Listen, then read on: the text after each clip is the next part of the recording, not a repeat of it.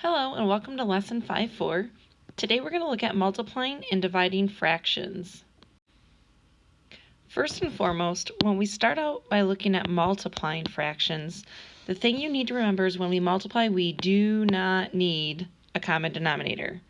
Okay, the nice thing with multiplication is that we can just multiply straight across.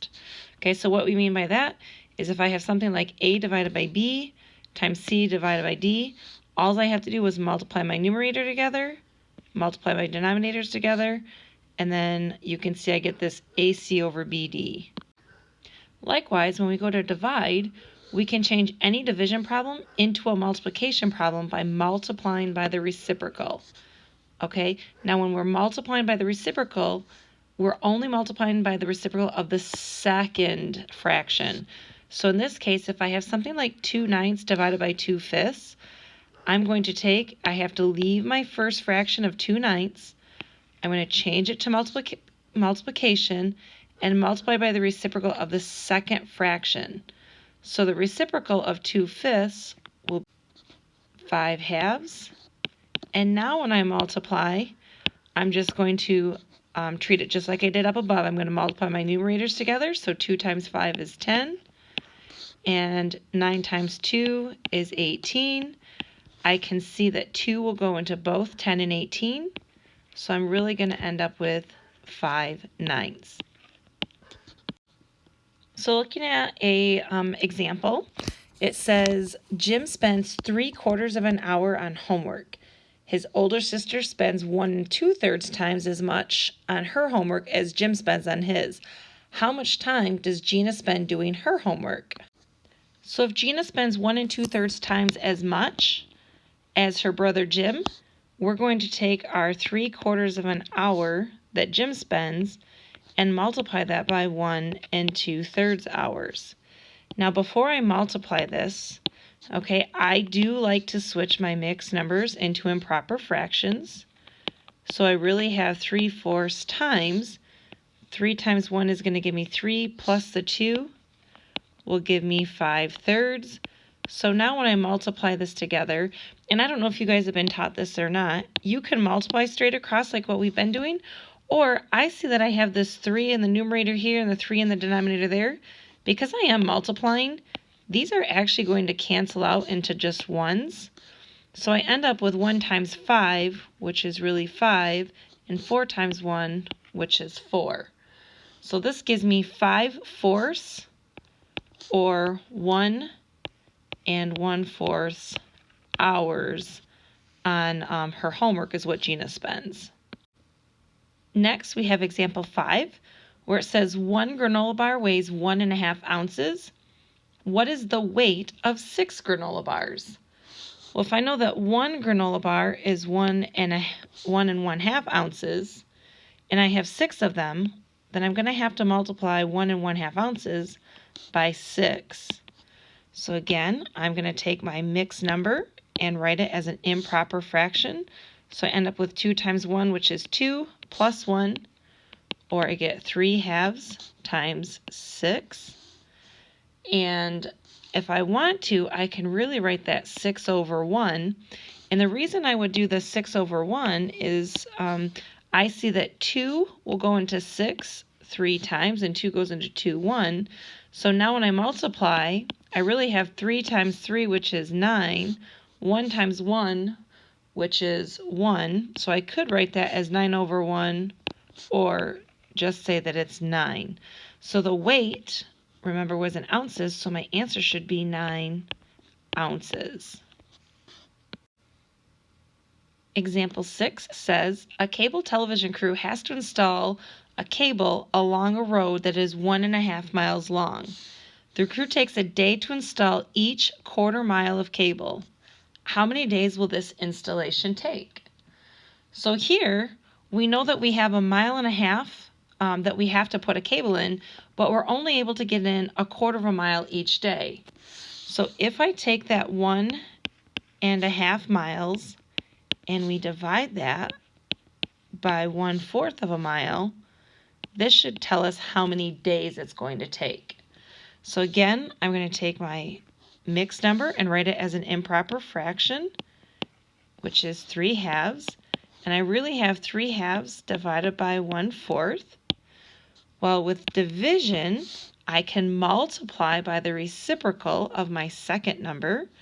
So this really becomes 3 halves because I leave the first term by itself. I don't change anything. And I multiply by the reciprocal of 1/4, which really becomes 4/1.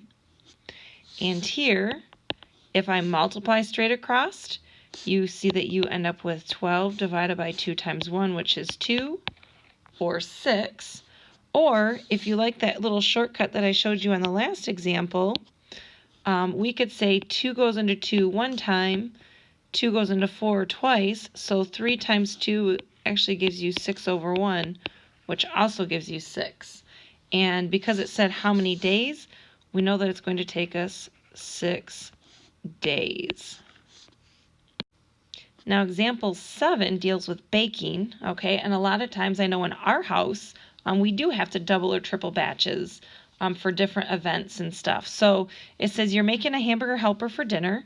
The recipe calls for 3/4 cup of water, and you want to make 2 boxes. How much water should you put in? So here we know that we need 3/4 cup of water, and if we make 2 boxes, that's really 2 batches. So you have to multiply that by 2. Keep in mind that this is really 2/1, so that when we multiply our fractions, we have 3 times 2, which is 6, divided by 4 times 1, which is 4. I do need to reduce my 6/4 down. 2 goes into both of those, so I end up with 3 halves, or I need 1.5 cups of water. And again, you can use that other method I showed you. You could say 2 will go into 4 twice, or 2 will go in, and 2 will go into 2 one time.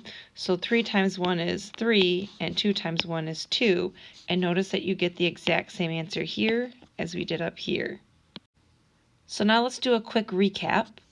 Okay, this example here says it took Joe 2/3 of an hour to change oil in his Suburban. Okay, he charges $60 per hour for labor. How much is the labor for the oil change? So sometimes with story problems, you want to include your units so that you can see how your units are going to cancel out. So here, Joe is going to charge it takes him 2/3 of an hour to change the oil. Okay, but he charges $60 an hour for the labor. So when you're charging per hour, usually you're going to take your dollar amount and multiply it by the number of hours that you're working on something. So here we're going to multiply this by $60. And because it says per really means divided by hour. So notice here, this hour is really over 1. So when I multiply these, my hours are going to cancel, and my only unit that's going to be left is going to be this dollar amount right here. And because my problem says how much, okay, that means how many dollars is it going to cost us. So based on my units alone, I know I have this set up correctly. So to finish this, we have 2 times 60, which is $120, divided by 3 times 1, which is 3, or we can see that it's going to cost us $40 for the oil change. Our next review question says, Craig needs some 2x4s that are 2 5/8 feet long. How many boards can he get out of a 12-foot 2x4? Okay, so what we're going to do is we're going to take this 12-foot 2x4 and see how many 2 5/8 pieces we can cut out of it. So that means we're going to have to take that 12-foot 2x4 and divide it by 2 5/8. So again, I like to get rid of my mixed number and write it as an improper fraction. So I really have 12 divided by 8 times 2 is 16 plus 5 is 21/8. So when I go to simplify this now, I'm going to change my division to multiplication. So I really have 12 times the reciprocal of 21/8, which is 8/21. And now I have something where I can just multiply straight across. So when I do that, I end up with 8 times 12, which is 96, because remember this 12 is really over 1, and then 1 times 21 is 21. So if I reduce this fraction down, 3 will actually go into both 96 and 21, so that will give me 32/7. So if I reduce, or if I look at 32/7 as a mixed number, which I know many of you like to do, that's going to give me 4 4/7 boards. So my question said, how many boards can he get out of the 12-foot 2x4? We can actually get 4 2 5/8 boards, because the 4/7 is not going to give me a full 2 5/8 board. Now our last review question says Peyton spends 1/5 of an hour doing her reading homework and 3/8 of an hour doing her math. How much time did she spend doing homework? Okay, so if she has 1/5 of an hour doing reading and 3/8 of an hour doing her homework or her math, and we want to know how much total time did she spend, we're going to take that 1/5 plus 3/8 and figure out how many total hours she ended up working. So here, remember when we add or subtract, we have to have a common denominator. So because I have a 5 and an 8, I need to get the same denominators, which means I'm going to multiply 5 by 8, and I have to multiply the numerator by 8. So I end up with 8/40, and I'm going to multiply 8 by 5, which means I also have to multiply 3 by 5. So I end up with 15/40 here. And now my answer is going to have that same denominator, and I just have to add my numerators.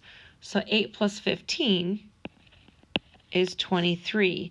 So it's 23/40 of an hour is how much time it's going to take. I know some of you don't like doing fractions, but I did find this cartoon and I thought it was kind of funny. It says, "Don't worry, Tommy, 5 out of 3 kids his age can't do fractions." So sometimes, even though you don't like doing fractions, it's a good thing to be able to understand them so that you don't look like the goofy one in a situation like this. So on that note, I hope you guys have a great day, and I will talk to you later.